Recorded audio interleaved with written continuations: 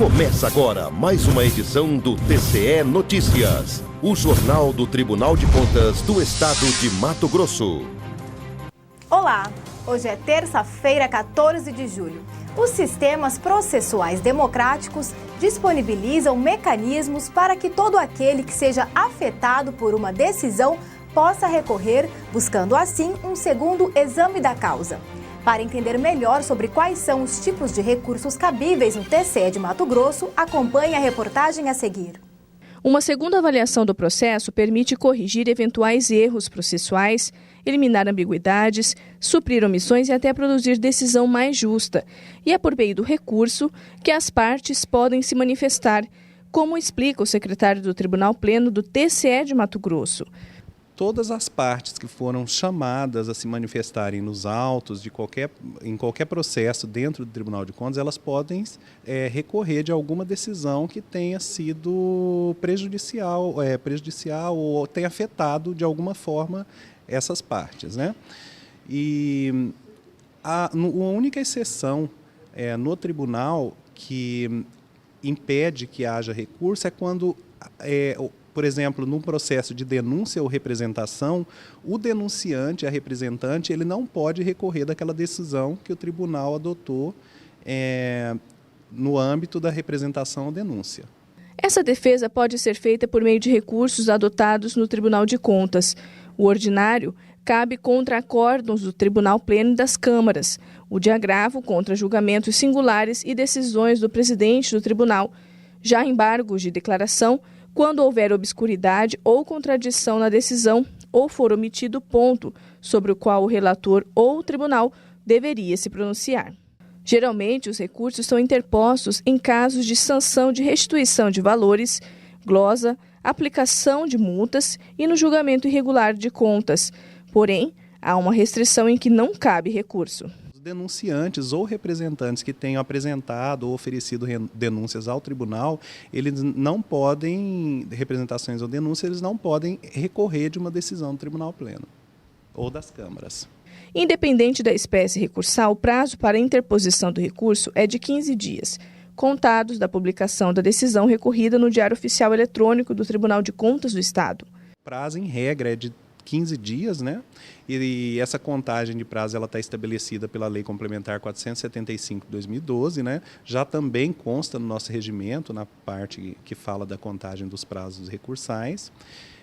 E esse prazo também é controlado pela Gerência de Controle de Processos Diligenciados aqui do Tribunal, sempre que tem alguma decisão que, de alguma forma, imputou alguma sanção ou alguma determinação, alguma penalização para o gestor, esse processo ele fica aguardando o transcurso do prazo nesse setor chamado Gerência de Controle de Processos Diligenciados. TCE analisa pedido de rescisão e reduz multa aplicada a gestor de São Pedro da Cipa. O pedido de rescisão com efeito suspensivo foi proposto pelo prefeito municipal de São Pedro da Cipa, Alexandre Russi, em face do julgamento singular da representação interna, que resultou em multa de 100 UPFs. A punição foi em decorrência do descumprimento do prazo de envio de documentos e informações obrigatórias ao sistema Aplique deste Tribunal de Contas. Durante a defesa oral, o advogado do prefeito justificou que o recorrente não pode ser penalizado por prática irregular adotada na gestão anterior, a exemplo do ocorrido no julgamento do gestor de Rosário Oeste. Para que a gente aplique o princípio da isonomia ao prefeito de São Pedro da Cipa, em detrimento do julgamento que houve para o prefeito de Rosário Oeste, há de se reconhecer que o mesmo não possui responsabilidade pelos atrasos ocorridos relativos ao exercício anterior, ou seja, no mandato de um ex-prefeito, uma vez que não poderia ele realizar tal obrigação sem que houvesse a documentação. Conforme a defesa, a multa de 88,02 UPFs não deve ser atribuída ao atual prefeito, já que a irregularidade ocorreu em gestão anterior. Após análise da documentação, o conselheiro Antônio Joaquim, relator do processo, alterou o valor de multa, excluindo o montante de 41,7 UPFs, referente ao informe do exercício de 2012, mantendo inalteradas as demais imposições contidas no julgamento singular. Acolho, em parte, o parecer ministerial e voto pela procedência parcial do pedido de rescisão para excluir da multa o valor de 41,7 UPF. referente ao informe do exercício 2012, carga mensal, competência de setembro a outubro, mantendo inalteradas as demais imposições contidas no julgamento singular.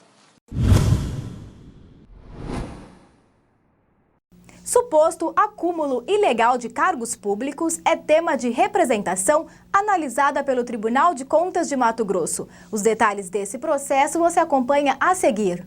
Analisada pelo conselheiro relator Sérgio Ricardo, a representação externa foi feita pelo vereador de Planalto da Serra, Clodoaldo dos Reis, contra a Prefeitura Municipal, relatando o suposto acúmulo irregular de cargos públicos de médica com o cargo político de vice-prefeita da servidora Fabíola de Lima.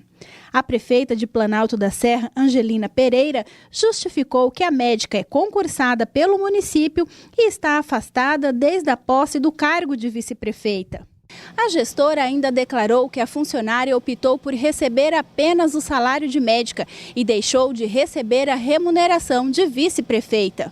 O conselheiro relator Sérgio Ricardo, ao analisar o processo, manifestou no sentido de julgar a representação parcialmente procedente e fez determinação à atual gestão.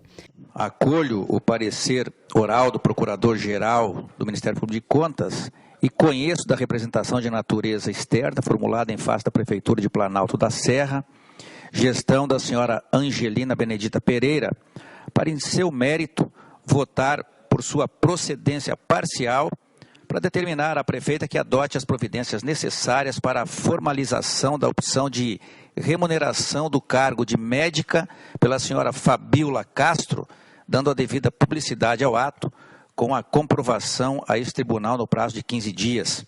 Voto ainda pela inserção das despesas com plantões médicos pagos à senhora Fabíola de Lima Vanderlei Castro, como ponto de controle nas contas anuais de gestão do exercício de 2015 para análise da possível irregularidade. Nós ficamos por aqui e voltamos amanhã com mais uma edição do TCE Notícias. Até lá!